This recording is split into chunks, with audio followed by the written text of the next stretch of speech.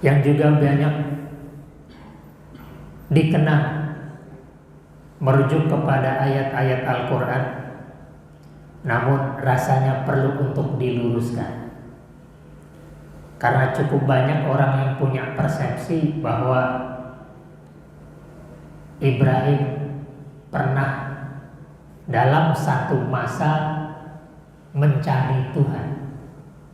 Mungkin kita pernah mendengar bahasan itu, karena memang ada ayat-ayat Al-Quran yang menceritakan tentang Ibrahim menyatakan bulan, matahari, bintang adalah Tuhan.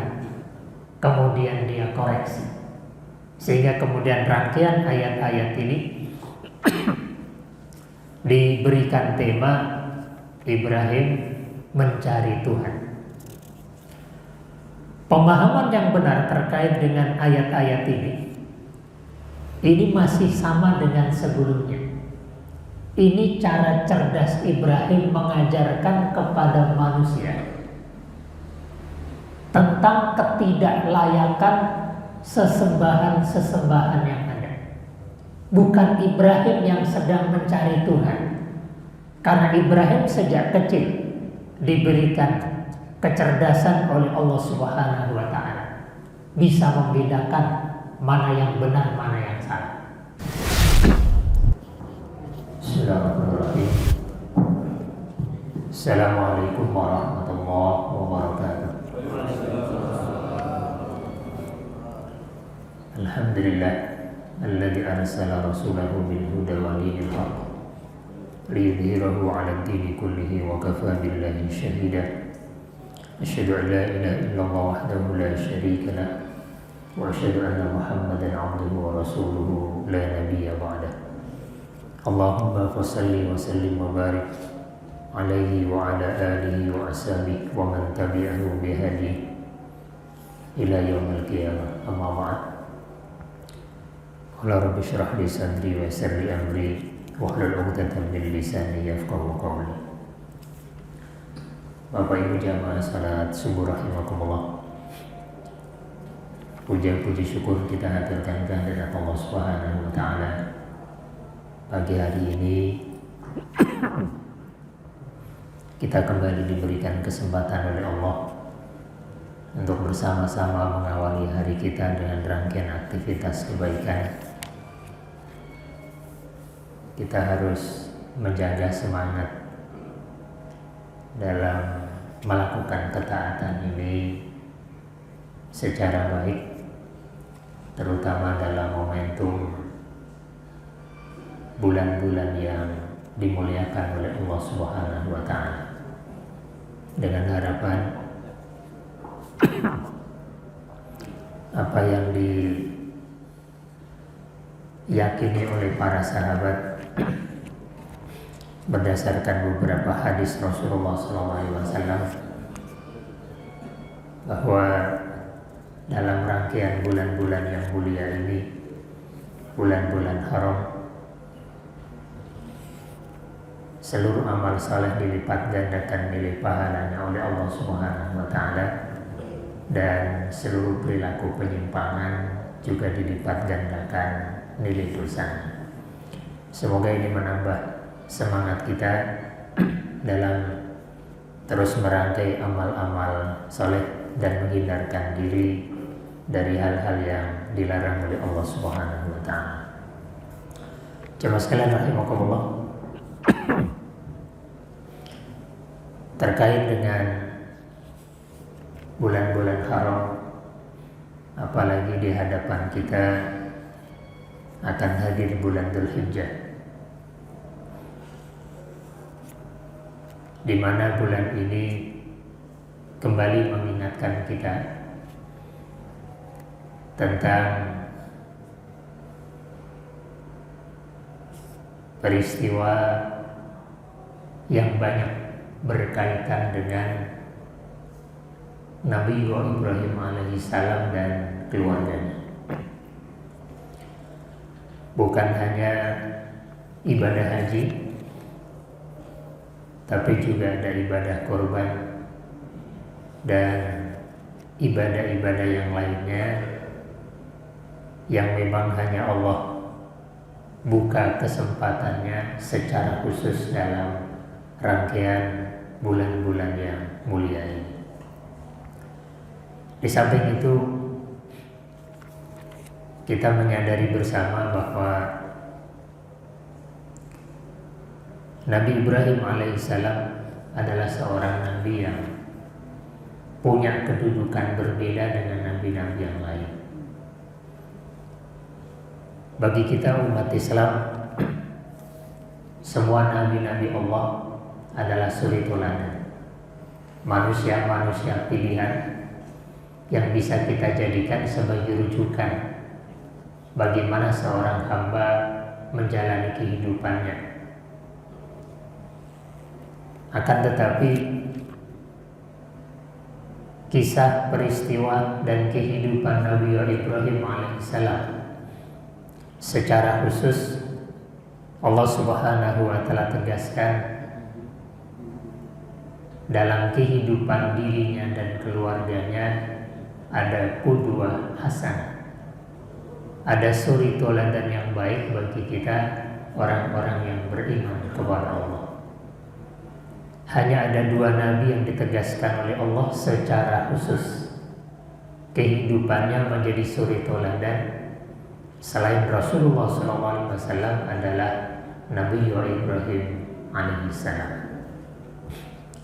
Dan memang kalau kita perhatikan seluruh cerita perjalanan kehidupan Nabi Ibrahim alaihissalam dari sejak kecil hingga beliau wafat, semuanya dipenuhi oleh qudwah hasanah bagi kita orang-orang yang beriman. Sangat banyak kalau kita coba telusuri dari ayat-ayat Al-Quran yang menjadi bacaan abadi bagi kita terkait dengan suri teladan yang baik yang ditunjukkan oleh Nabi Ibrahim alaihissalam bersama dengan keluarganya. Kita ambil beberapa poin karena tentu keterbatasan waktu yang ada. Berharap dengan kembali mengkaji perjalanan kehidupan Nabi Ibrahim alaihissalam bersama keluarganya, kita mampu mengambil pelajaran sehingga memantapkan hati kita untuk tetap di jalan kebenaran, untuk tetap optimis apapun yang terjadi, dan tetap eksis menjalankan misi sangat besar dari Allah Subhanahu wa Ta'ala, yaitu misi menyiapkan generasi menjadi pemimpin dunia. Jamaah sekalian rahimakumullah, Nabi Ibrahim alaihissalam kita tahu bersama, beliau lahir dalam komunitas yang didominasi atau dikuasai penuh oleh kesyirikan. Bukan hanya 1 tahun 2 tahun, tapi puluhan bahkan ratusan tahun. Disebutkan bahwa Allah Subhanahu wa Ta'ala memberikan kecerdasan yang berbeda. Kecerdasan yang diberikan oleh Allah sejak beliau masih kecil, sehingga mampu memahami realita yang terjadi di lingkungannya dengan cerdas, tidak terbawa oleh lingkungannya, termasuk oleh keluarga dekatnya yang Allah menyebutnya bapaknya, walaupun dalam penelitian sejarah yang disebut bapaknya adalah pamannya, dan itu sebutan yang biasa, paman disebut sebagai bapak karena dialah yang secara intens mengurus kehidupan Ibrahim alaihissalam. Semua orang berada dalam kesyirikan dan tidak ada upaya untuk tetap menggunakan akal sehatnya dalam menemukan hakikat kebenaran. Bahkan ketika Nabi Ibrahim diangkat sebagai nabi, saat itu yang beriman di muka bumi hanya 3 orang, dirinya, kemudian salah seorang pamannya yaitu Nabi Lut alaihissalam dan istrinya. Di seluruh permukaan bumi tidak ada yang menyembah Allah Subhanahu wa ta'ala. Dan perjuangan untuk menegakkan kebenaran ini, meyakini ketuhanan Allah, bukanlah perjuangan yang ringan. Nabi Ibrahim bersama Nabi Lut harus berpindah-pindah dari satu tempat ke tempat yang lain untuk menyelamatkan akidahnya. Karena kesyirikan dan kekafiran betul-betul mendominasi dan menguasai dunia saat itu. Tentu ini menjadi pelajaran berharga bagi kita. Jangan sampai kita merasa terbatasi oleh lingkungan yang kemudian membuat kita tidak menemukan kebenaran atau tidak punya komitmen untuk menegakkan kebenaran hanya karena merasa sendiri. Karena apa yang dilakukan oleh Nabi Ibrahim alaihissalam di masa-masa awal perjuangan akidahnya jauh lebih berat dibanding apa yang hari ini menimpa kita. Tapi tetap punya optimisme yang tinggi. Bagaimana dia mampu tampil merubah kondisi yang sangat-sangat buruk itu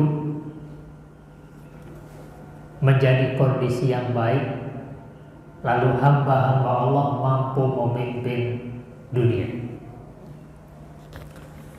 Jemaah sekalian rahimakumullah,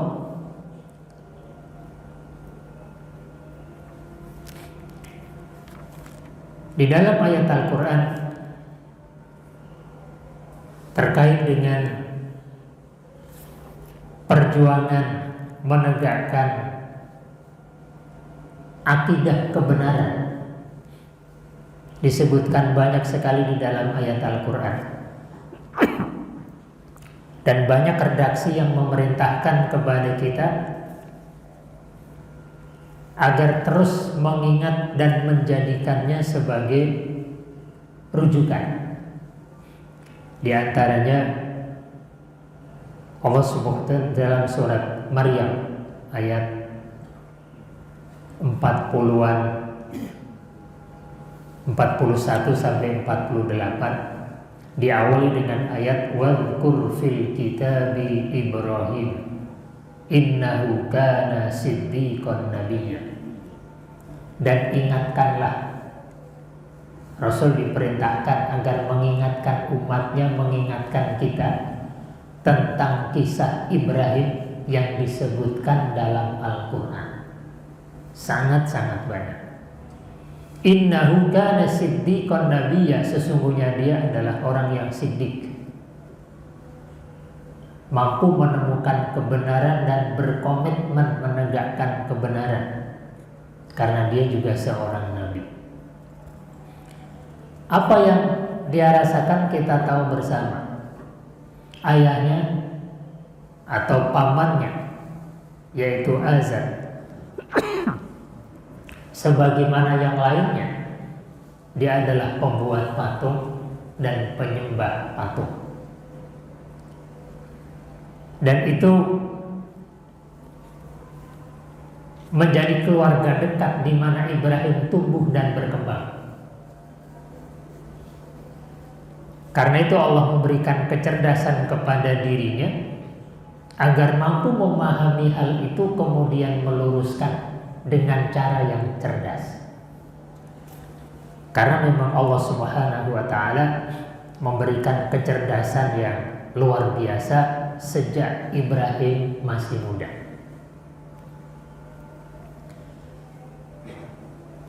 Diriwayatkan kalau di dalam Al-Quran diawali dari penyadaran kepada ayahnya. Ya abati lima ta'budu ma la yasma'u wa la yubsiru wa la yughni anka syai'an. Wahai ayahku, kenapa kamu menyembah sesuatu yang tidak mampu mendengar, tidak mampu melihat, dan tidak memberikan apapun yang kita inginkan, karena dia cuma patung. Dalam riwayat yang lebih ekstrim, Ibrahim terus mencoba menyadarkan sang ayah akan kesesatannya yang luar biasa, dan diikuti oleh semua manusia saat itu. Ketika Ibrahim masih remaja, dia diperintahkan oleh sang ayah untuk menjual berhala, menjual Tuhan. Kemudian dengan kecerdasannya dia menjual bukan dengan cara dipanggul, karena itu adalah patung Tuhan, tapi dia menjualnya dengan diseret. Ayah tentu marah dan menyatakan, kenapa kamu seret-seret itu Tuhan? Dan dengan ringan Ibrahim menyatakan bahwa patung ini tidak mampu melakukan apapun, sehingga diseret pun tidak bisa menolak. Kenapa kita jadikan sebagai Tuhan?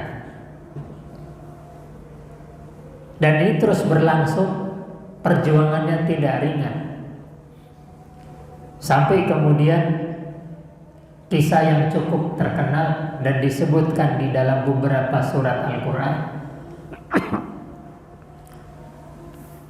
Dia datang ke tempat penyembahan berhala, kemudian berhala-berhala yang ada di situ dia hancurkan dengan kampak, dan kampak itu ditaruh di leher berhala yang besar. Ternyata ada juga orang yang melihat apa yang dilakukan oleh Nabi Ibrahim alaihissalam. Maka dia pun dipanggil dan disidang. Kembali dia menunjukkan kecerdasannya dan mengajak manusia agar menggunakan akal pikiran yang diberikan oleh Allah Subhanahu wa taala. Dan dia menyatakan dalam persidangan itu,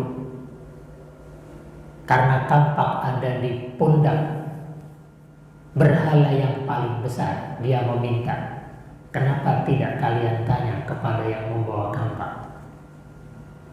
Karena kampak ada di pundak dia, kenapa enggak kita tanya? Kenapa dia menghancurkan berhala-berhala yang lainnya? Semua orang langsung menjawab dengan cepat, dia itu patung yang tidak bisa melakukan apapun. Tidak mungkin patung itu yang menghancurkan patung-patung yang lain. Dan ini momen yang tepat Ibrahim untuk menyadarkan kembali, kalau dia tidak bisa melakukan apapun, kenapa selama ini kita sembah? Akal pikiran yang sudah tertutup karena saking lamanya hidup dalam kesyirikan membuat mereka tidak bisa berpikir. Dan itu bisa jadi tetap ada dalam kehidupan kita sekarang ini, di mana kita merasa kecerdasan manusia hari ini sudah sangat tinggi. Ternyata masih juga ada orang yang menyembah berhala, menghormati berhala, padahal itu hasil dari kreasi tangannya sendiri. Dipuja-puja, padahal itu adalah hasil kreasi tangannya sendiri. Tidak pernah mencoba untuk berpikir kenapa hal itu dilakukan.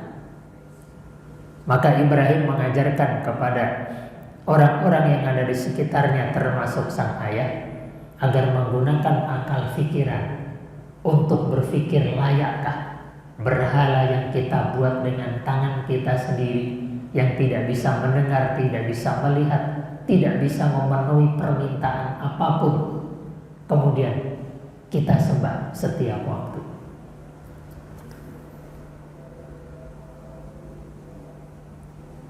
Kisah selanjutnya yang juga banyak dikenang merujuk kepada ayat-ayat Al-Quran, namun rasanya perlu untuk diluruskan, karena cukup banyak orang yang punya persepsi bahwa Ibrahim pernah dalam satu masa mencari Tuhan. Mungkin kita pernah mendengar bahasan itu, karena memang ada ayat-ayat Al-Quran yang menceritakan tentang Ibrahim menyatakan bulan, matahari, bintang adalah Tuhan. Kemudian dia koreksi, sehingga kemudian rangkaian ayat-ayat ini diberikan tema Ibrahim mencari Tuhan. Pemahaman yang benar terkait dengan ayat-ayat ini masih sama dengan sebelumnya. Ini cara cerdas Ibrahim mengajarkan kepada manusia tentang ketidaklayakan sesembahan-sesembahan yang ada. Bukan Ibrahim yang sedang mencari Tuhan, karena Ibrahim sejak kecil diberikan kecerdasan oleh Allah Subhanahu wa Ta'ala, bisa membedakan mana yang benar, mana yang salah. Sehingga ketika ayat Al-Quran menceritakan tentang hal itu, ini adalah cara Allah atau ayat-ayat Allah yang mengabadikan tentang cara Ibrahim menjelaskan kepada manusia tentang sesembahan yang ada. Sehingga bersama dengan manusia dia menyatakan, ketika melihat bulan, apakah ini Tuhan kita? Begitu Tuhannya hilang, dia menyatakan Tuhan tidak mungkin hilang. Mengajak berpikir manusia bahwa bulan tidak layak dijadikan sebagai Tuhan. Pindah kepada matahari yang begitu cerah, memberikan banyak manfaat dalam kehidupan manusia dan banyak yang menyembahnya. Dia menyatakan, apakah ini Tuhan kita? Ketika matahari itu terbenam, dia menghilang. Dia pun kembali menyatakan tidak mungkin Tuhan menghilang. Jadi bukan Ibrahim yang saat itu masih tersesat, belum menemukan siapa Tuhannya, tapi ini cara Ibrahim untuk mengajarkan logika kepada manusia yang saat itu sudah mematikan akal pikirannya, sehingga kemudian dengan itu mereka diharapkan tersadar bahwa sesembahan-sesembahan yang selama ini mereka sembah tidak layak. Hal ini diabadikan oleh Allah dalam surat Al-An'am ayat 75 sampai 83. Cukup panjang cerita tentang itu. Yang kemudian terakhir Ibrahim menegaskan Inni wajjahtu wajhiya lillazi fataras samawati wal ard hanifan. Sesungguhnya aku hanya menghadapkan wajahku, menghadapkan hatiku kepada Zat yang menciptakan langit-langit dan bumi. Jadi dia tahu siapa Tuhannya, tapi dia ingin mengajarkan kepada manusia yang menyembah matahari, bulan, bintang, dan berhala-berhala yang mereka buat sendiri. Wa ma ana minal musyrikin, dan aku tidak termasuk orang-orang yang musyrik. Ini menegaskan bahwa Ibrahim tidak pernah tersesat.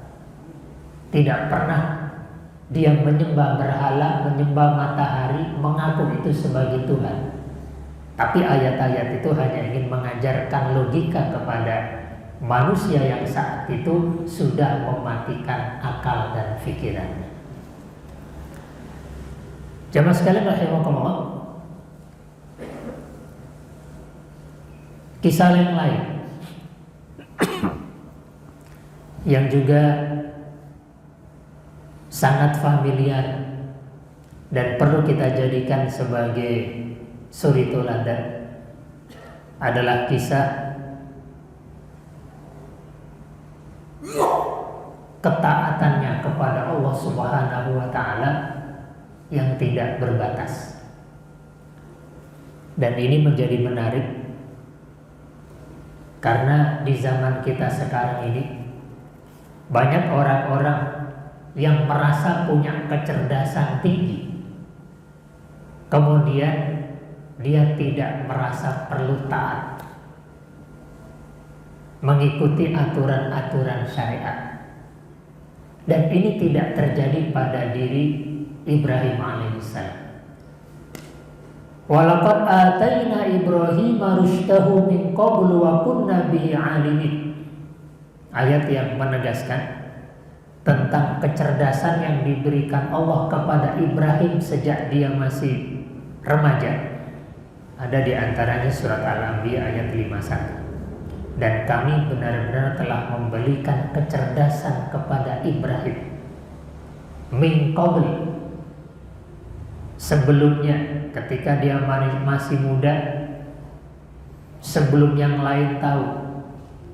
Dan di balik itu ada hikmah besar yang ingin diberikan oleh Allah Subhanahu wa Ta'ala kepada kita manusia. Bagaimana kecerdasan itu dimanfaatkan dengan baik untuk membangun persepsi baru,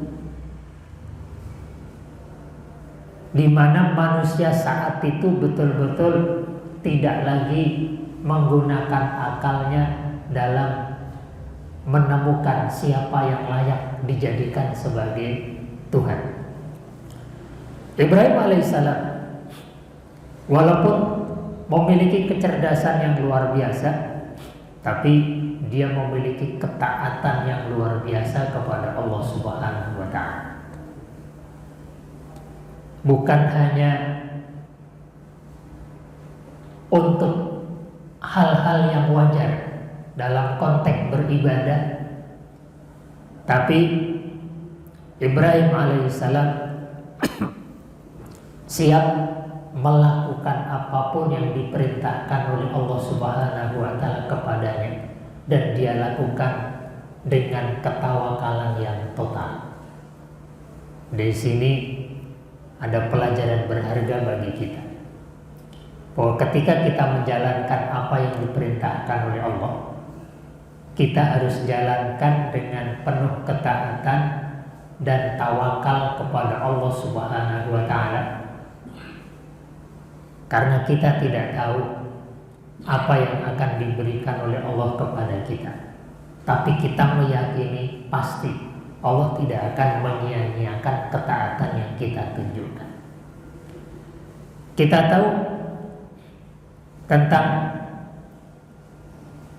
perintah menyembelih sang putra Ismail alaihissalam. Ketika saat itu Ismail sedang berusia remaja, fisiknya sudah tumbuh menguat, dan bisa diajak bekerja. Begitu ayat Al-Quran menggambarkan. Jadi perintah penyembelihan Ismail alaihissalam itu turun pada saat Ismail sudah tumbuh menjadi anak remaja dan bisa diajak bekerja. Fisiknya mampu diajak itu. Padahal kalau kita melacak mundur ke belakang, sang putra ini lahir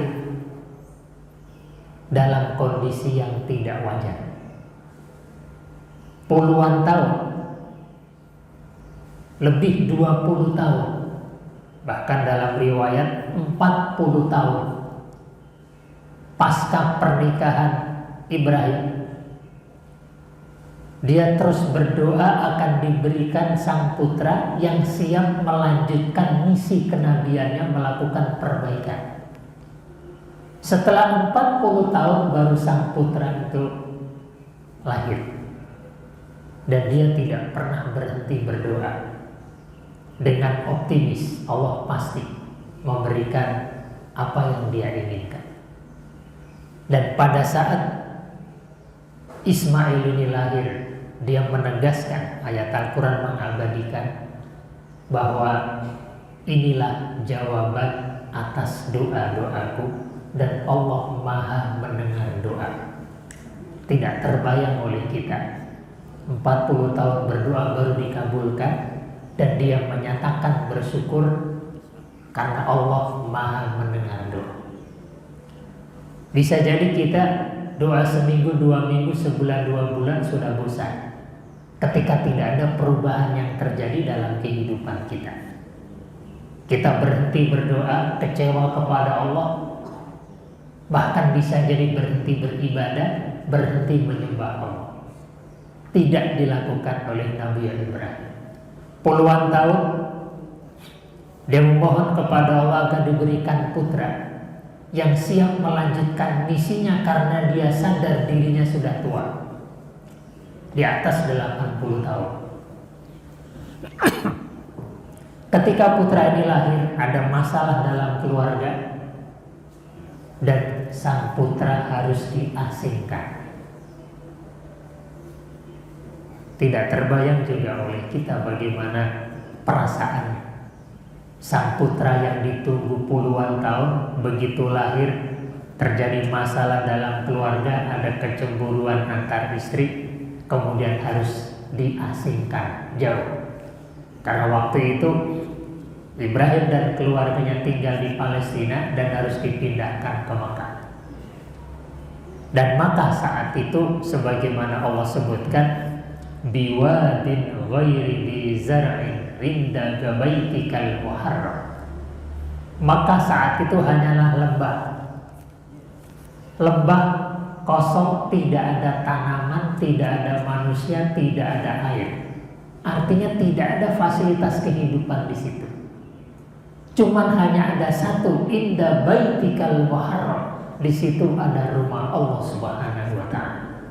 Karena Mekah adalah tempat pertama yang disucikan oleh Allah Subhanahu wa taala dari seluruh permukaan bumi. Baru setelah 40 tahun Palestina menjadi bumi pertama yang disucikan oleh Allah dari permukaan bumi. Dan di sini juga ada pelajaran bagaimana keyakinan Ibrahim alaihissalam terhadap Allah Subhanahu wa taala.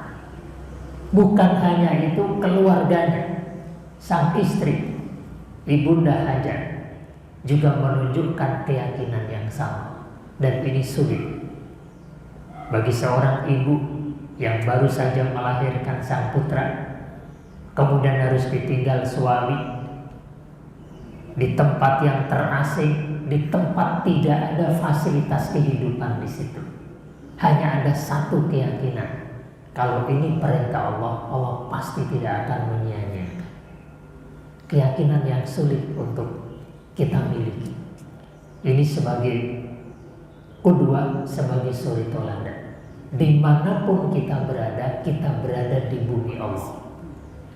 keyakinan kita kepada Allah sudah cukup menjadi modal kita untuk menjalani kehidupan. Dan itu yang kemudian diyakini oleh Nabi Ibrahim dan istrinya ketika ditinggal sendiri di sebuah tempat tanpa fasilitas kehidupan. Maka terjadilah kisah yang diabadikan dalam ibadah haji, bagaimana ketika air susu tidak lagi keluar karena tidak meminum minuman apapun, maka dia pun mencari kesana kemari, naik turun bukit, mencoba melihat adakah kafilah yang lewat untuk dimintai pertolongan.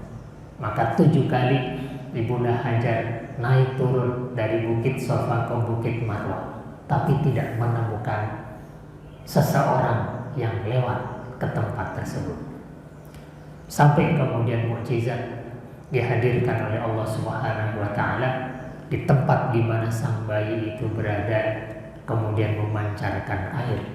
Lalu air itu dikumpulkan, zamzami, berkumpullah, dan kemudian terus banyak membesar. Dan atas kuasa Allah, di mana ada air, maka di situ ada kehidupan. Burung-burung pun banyak terbang berkeliling di atasnya, sehingga banyak kafilah yang lewat dan yakin pasti di sana ada air. Saat itu tidak mudah mencari air. Dengan burung-burung yang terbang cukup tinggi, orang bisa melihat bahwa di sana ada sesuatu. Maka orang pun mau mendekat ke lembah tersebut. Bahkan ketika air itu begitu jernih, mereka pun banyak yang tinggal beberapa hari di tempat itu, membersamai Ibunda Hajar dan Ismail yang ditinggal hanya berdua. Dan sesuai dengan apa yang diinginkan atau apa yang dimintakan oleh Nabi Ibrahim alaihissalam, bahwa dia menaruh sang putra generasi yang dia harapkan di dekat rumah Allah, supaya mereka mampu menunaikan ibadah dengan baik kepada Allah. Lalu meminta kepada Allah agar menghadirkan kebutuhan-kebutuhan fasilitas hidup di tempat itu, dengan menghadirkan orang-orang yang lewat merasa perlu mampir ke tempat itu. Dan itulah kemudian yang terjadi. Setelah sekian tahun, Ibrahim bertemu kembali dan mulai menikmati kebersamaan kembali dengan kebahagiaan yang luar biasa. Tidak lama turunlah perintah untuk menyembelih Ismail. Sangat-sangat sulit untuk difahami. Tapi keluarga ini memang keluarga yang luar biasa. Bukan hanya Ibrahim yang memiliki keyakinan dan ketakwaan tinggi kepada Allah, bukan pula hanya istrinya, tapi sang putra pun tumbuh berkembang dengan kecerdasan dan keimanan yang luar biasa. Maka ketika perintah itu disampaikan kepada sang putra bahwa Allah Subhanahu wa Ta'ala memerintahkan dirinya untuk menyembelih sang putra pun menjawab dengan sangat ringan, ya abatif'a, wahai ayahku, lakukanlah. Satajini insyaallah minas sabirin. Engkau akan menemukan diriku termasuk orang-orang yang bersabar memenuhi perintah Allah. Dan betul Allah menggambarkan bagaimana proses Ibrahim memenuhi perintah Allah itu ketika pedang sudah menempel di leher, wa tallahu lil jabin. Artinya proses penyembelihan itu betul-betul dilakukan, bukan sekedar baru persiapan, tapi betul-betul hanya tinggal satu gerakan saja. Lalu Allah menyatakan, cukup Ibrahim, ini hanyalah ujian. untuk melihat apakah kalian siap melakukan atau tidak. Karena itu sebagai gantinya dihadirkanlah di dzibhin adzim, sembelihan yang sangat gemuk, sangat besar. Sebuah ujian yang bisa jadi terjadi dalam kehidupan kita setiap waktu, cuman dihadapi dengan cara yang berbeda. Ibrahim menjalani ujian itu dengan penuh ketawakalan, yakin bahwa Allah pasti akan bersamanya dan tidak akan menciptakan keburukan. Dan ini menjadi pelajaran berharga bagi kita. Taat kepada Allah pasti berakhir dengan kebaikan. Akal pikiran kita bisa jadi tidak menemukan itu, tapi keyakinan kita harus tetap tegak. Tidak mungkin Allah menyuruh sesuatu yang buruk bagi hambanya. Tentang kisah Ismail ini, Allah Subhanahu wa ta'ala, satu catatan berikutnya tentang bagaimana Ibrahim punya optimisme bahwa Ismail ini akan menjadi generasi yang mampu melanjutkan misi kenabian. Dan dia minta kepada Allah, bahkan ini visi yang sangat-sangat luar biasa, visi kepemimpinan dunia yang dimiliki oleh Ibrahim, bukan hanya untuk anak-anak keturunannya dalam jangka yang pendek, tapi Ibrahim minta agar sepanjang kehidupan manusia di muka bumi itu Allah menghadirkan seorang nabi yang terus memantau dan membersamai umat manusia agar tidak tersesat. Dan itu dari anak-anak keturunannya.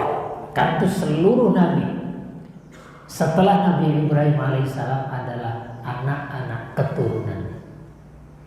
Tapi menarik, ayat Al-Quran mengabadikan ketika Ibrahim minta kepada Allah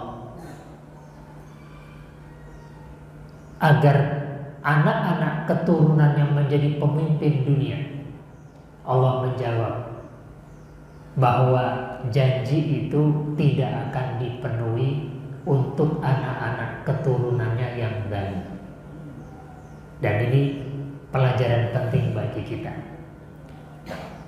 Ibrahim diberikan hak seluruh anak keturunannya akan memimpin dunia, atau pemimpin-pemimpin dunia akan selalu ada lahir dari anak-anak keturunannya. Tapi janji itu la yanalu ahdid zalimin, janji ini tidak akan diberikan kepada anak-anak Ibrahim yang melakukan kezaliman. Ibrahim juga meminta diutusnya Rasulullah SAW Muhammad itu bagian dari doa. Rabbana wab'ats fihim rasulan. Karena Rasul yang ada di Mekah adanya Rasulullah SAW, dan itu doa Nabi Ibrahim agar Allah mengutus Rasul membersamai orang-orang di Mekah. Dan itu kita hitung berapa ratus ribu tahun dari doa Ibrahim hingga muncullah Rasulullah SAW sebagai Rasul di bumi Makkah. Sehingga antara Ibrahim dengan Rasulullah SAW punya kedekatan, dan itu pula yang kemudian abadi dalam doa sholat kita. Ketika kita bersolawat kepada Rasulullah, kita juga bersolawat kepada Nabi Ibrahim alaihissalam, termasuk juga dengan keluarganya. Sehingga ini juga harus menjadi pelajaran penting bagi kita, bahwa kita punya misi besar untuk memastikan dunia ini tetap berjalan dan dipimpin oleh seorang hamba Allah yang taat.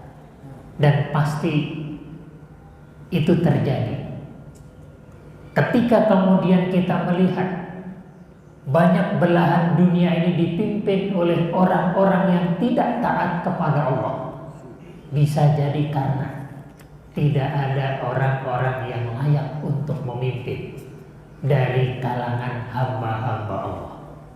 Sehingga kita yang harus bangkit untuk meraih janji Allah tersebut ketika kita punya keoptimisan yang tinggi, keyakinan yang tepat kepada Allah, maka Allah akan memberikan janji itu kepada kita umat Islam untuk memimpin dunia. Karena itu telah dijanjikan oleh Allah kepada anak-anak keturunan Nabi Ibrahim alaihissalam. Kondisi hari ini tidak sesulit kondisi di zaman di mana Ibrahim dilahirkan dan tumbuh dalam perjuangan yang luar biasa.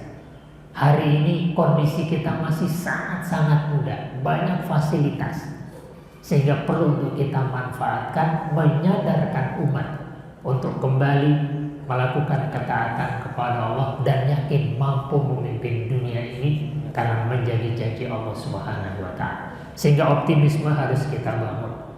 Walaupun tantangan bisa jadi tidak ringan, tapi selalu orang-orang hebat adalah orang-orang yang mampu menundukkan tantangan yang tidak wajar. Kalau tantangannya ringan, tentu tidak akan melahirkan orang-orang hebat. Sehingga semua pejuang itu pasti lahir dari medan pertempuran. Kesiapan kita untuk berkontribusi menciptakan kehidupan yang baik sesuai dengan syariat akan menemukan janji Allah Subhanahu wa Ta'ala dan Allah berikan jalan kemudahan. Semoga ini beberapa poin penting yang bisa kita jadikan sebagai suri teladan dari Nabi Ibrahim alaihissalam bersama keluarganya. Walaupun kalau kita detilkan sangat-sangat banyak poin-poin yang lebih rinci terkait dengan suri teladan yang ditunjukkan oleh Nabi Ibrahim alaihissalam. Namun keterbatasan waktu ini untuk memicu kesadaran kita bahwa pernah ada di muka bumi ini seorang manusia dalam kesendiriannya dia tetap tegar untuk menyembah Allah dan terus berdedikasi memperjuangkan kebenaran dan Allah memberikan apa yang dia harapkan. Semoga menjadi inspirasi buat kita kondisi saat ini yang sedang dalam kondisi terpuruk dan tidak ada jalan kebangkitan kecuali bersama syariat Islam. Demikian, wallahu a'lam bishawab. Untuk berikutnya, kalau ada tambahan atau diskusi, dipersilakan. Assalamualaikum warahmatullahi wabarakatuh.